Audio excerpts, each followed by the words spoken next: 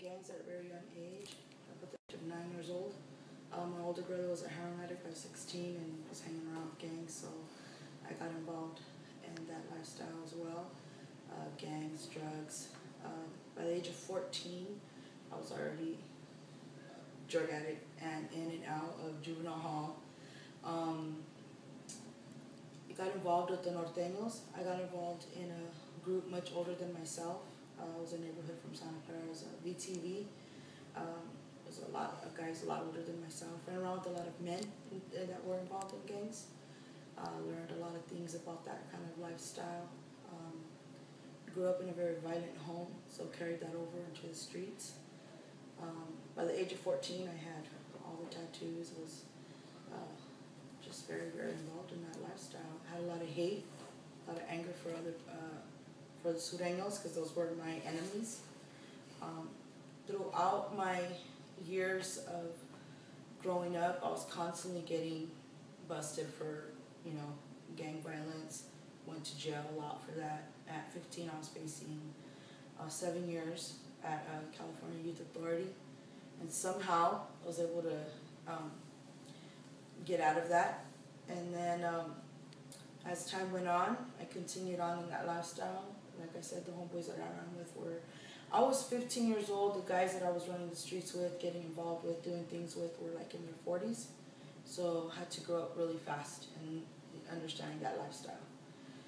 By the time of 19 years old, I was facing a life sentence for carjacking, armed robbery, kidnapping. So 3 Sureños came into our neighborhood. There was a bar in our neighborhood at the corner, and they drove into our bar, into our neighborhood. And so I went in purposely looking to see who they were, and got in the car with them, telling them, yeah, we're gonna go hang out. Ended up kidnapping them, and almost ended up taking one of their lives. I had a screwdriver to his neck, and then at the time I didn't even know that I was 3 months pregnant with my son. So I think, but even if I would have known, it probably wouldn't have mattered, just because of the lifestyle that I was living. And so then I went on the run for a while from that until I got caught. And then my sister was a gang task force officer. And we grew up in 2 total different, came out of the same home, but she made different choices. At 14, I was a dope fiend gang member getting busted. She was a straight A student in school. She wanted out of the neighborhood, out of the life. I loved it. I glorified that life. I thought, wow, this is it. Going to prison was like the dream. And but she was actually the arresting officer when I got busted. She handcuffed me and was very proud of it. She took me in. I got charged with carjacking, armed robbery, and kidnapping. And they dropped the attempted murder. And then I started, went to court, and then it just the way every time that I should have gone and did a lot of time, I know today now, because of where I'm at, that God intervened on my behalf, because I should have been in prison or dead. I've had many close encounters with death. I should have been in prison. Many things I've done along the path. My mother witnessed me beat a woman and break almost every bone in her body with a baseball bat. I did it right in front of my mother. And she begged me to stop, and she was crying. And I have a daughter who's disabled, who's paralyzed in a wheelchair. I had my daughter when I was 14 years old. And, you would think that would make me have some kind of compassion on another human being, but it didn't. It mattered nothing to me. And like I said, another human being's life really didn't matter to me, probably because my own didn't matter to me. Growing up, my father was a very violent man. He had guns all around the house, and we would wake up with shotguns to our head, and he'd load them and, cock the gun back and put it to my head, put it to my mom's, just, kind of like tormenting us. And it just got to a point where it just didn't scare me anymore. So by the time I was 9, 10 years old, it was like, what are you afraid of? There was nothing to be afraid of. When you can't have peace in your own home, and the person that's supposed to be your caregiver and the person supposed to take care of you is the person that threatens your life, then you just lose the fear of death. And so, but I ended up, by the grace of God, I got out on an OR, and I was out on an OR and never went back again, right back to the gangs. But I ended up,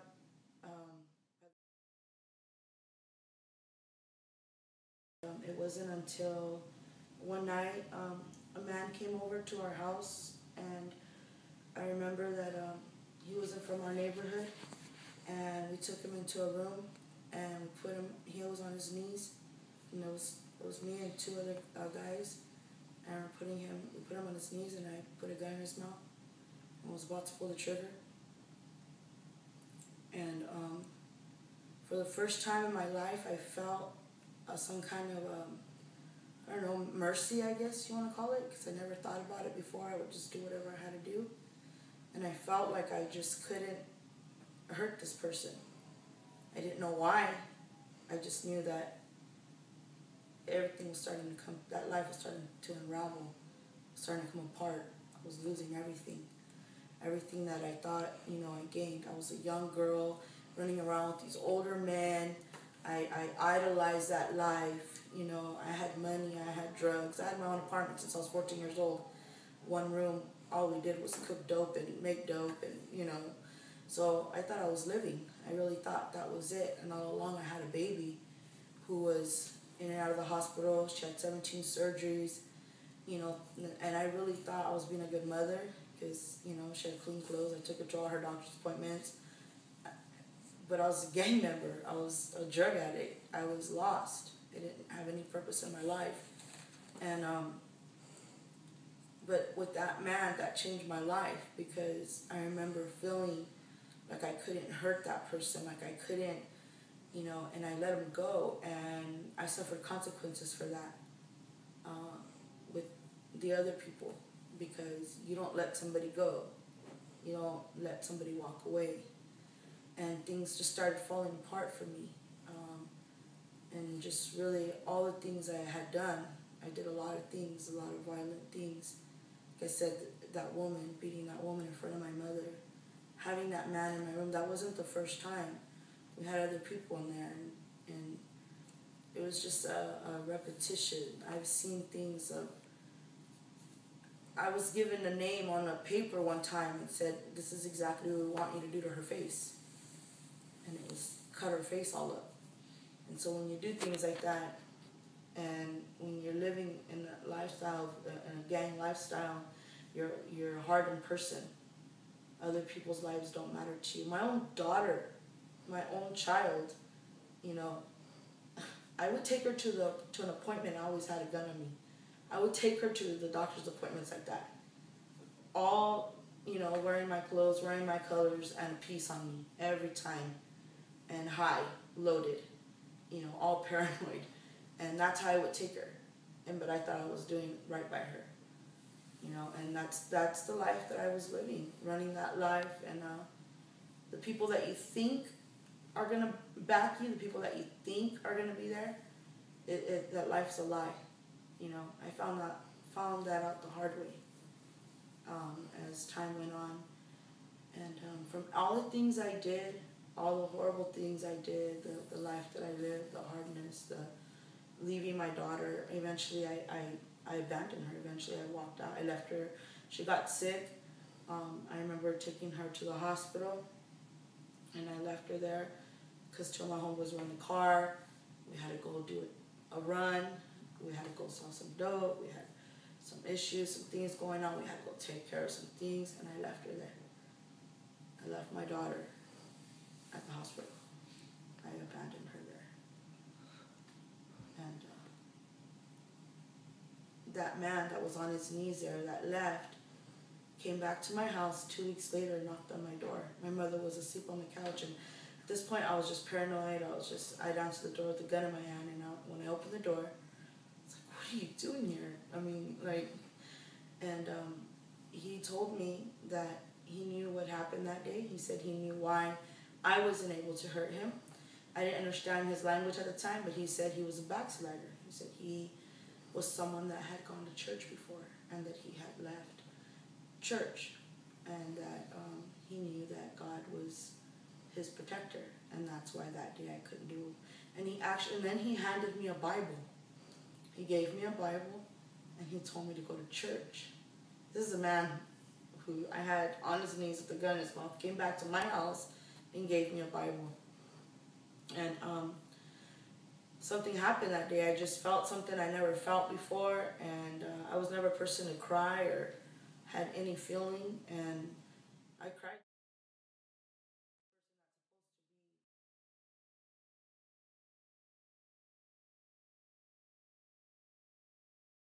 A lot of times kids, for instance, a lot of kids want to become Norteños. They don't know the history. They don't even understand how they started. And when you know the history, Norteño, the northern gang, actually was founded by Sureños, by a southern gang. See, so it's kind of, and then here's another one, the Sureños, they're real racist towards Caucasian, towards this race, towards that race. Well, right now, currently, the main leader of the Mexican mafia is Caucasian. But he grew up and was raised, with Hispanics. But all these lies that they are told, and if a Sureño's from Mexico and he's here and he goes to prison, the Southerners from here won't accept him. See, a lot of those things they don't even know. So I bring out the truth. I tell them the truth. I don't hold anything back from them. My sister and I now, what I didn't mention earlier is that my sister is now actually a member of Victory Outreach as well. And so we go in together. So I'll share some of those things, and she has like some slides because she was a gang task force officer, and she'll show slides of guys that have been murdered, stabbed, shot, and just shows them the pictures and really let them know the reality of what that lifestyle is.